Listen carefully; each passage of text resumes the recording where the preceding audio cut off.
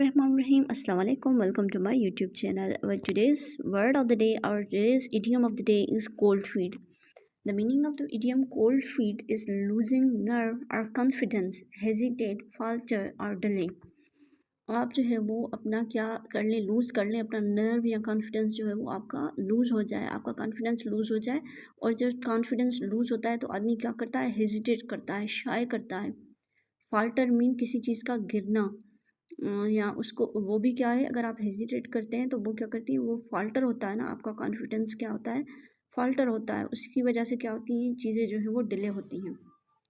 So we can use this word into a sentence that John didn't give his class presentation because he got cold feet at the nick of the time.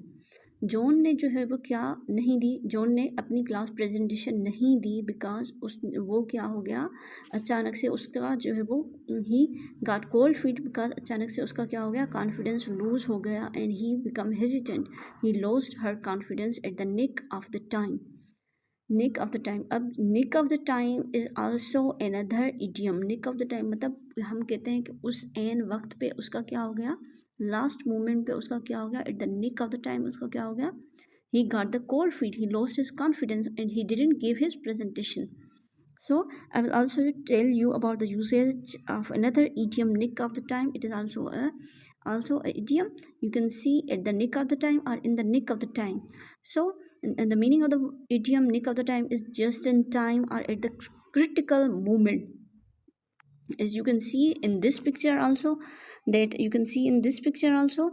कि ये जो है वो आपको क्या बता रहा है, at the last, at the nick of the point, at the last point, at the last possible moment, at the critical moment. अब बच्चा जो है वो गिरने ही वाला था, we can use the sentence, बच्चा जो है वो गिरने वाला था, लेकिन at the last moment, at the nick of the time, in the nick of the time उसको उसकी मम्मा ने क्या किया, पकड़ लिया। दूध जो है वो गिरने ही वाला था, लेकिन at the last moment we turn off the stove, we simmer down the stove, हमने उसकी गैस जो है वो, फायर जो है वो कम कर दी at the nick of the time.